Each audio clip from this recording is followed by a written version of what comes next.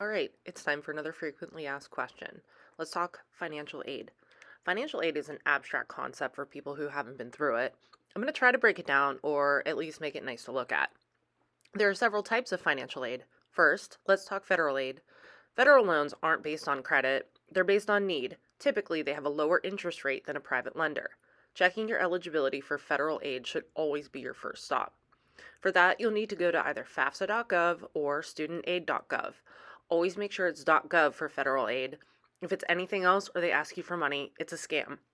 Federal aid also includes the Pell Grant, which is a need-based grant awarded to eligible undergrad students. Not everyone qualifies, but you should at least try. Secondly, there are state loans and grants. These will vary state by state, so check your state's Board of Ed website or sometimes their labor bureau.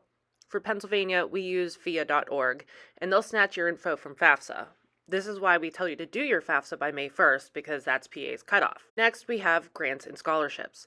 These are essentially free money. They exist for every demographic. There are tons of websites to help you find them, and some will even be listed on your state's website.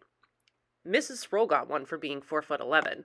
Next, you have veterans benefits. These are provided to the members of the military and their qualifying family members. Mrs. Sproul is here to help you navigate that. West Virginia has a great program called OVR. They dish out tons of grants to help West Virginia residents get through school.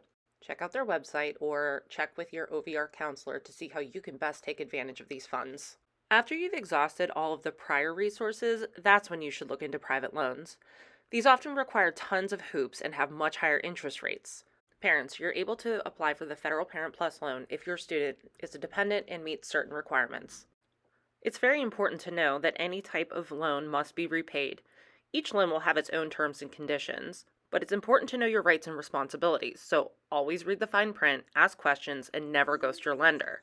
This will only complicate your financial future, and they will never stop hunting you. So let's recap. First up, studentaid.gov for federal aid. Note, applying does not enter you into any kind of contract.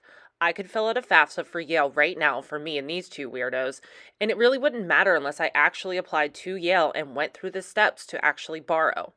Second, state-specific sites. These often have deadlines, remember that. Third, apply for every scholarship you can think of.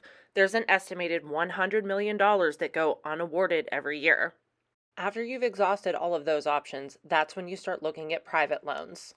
If you have any other questions, please reach out to us, particularly Ms. Kelchis, our financial aid advisor. We're here to support you through this journey, however you need it.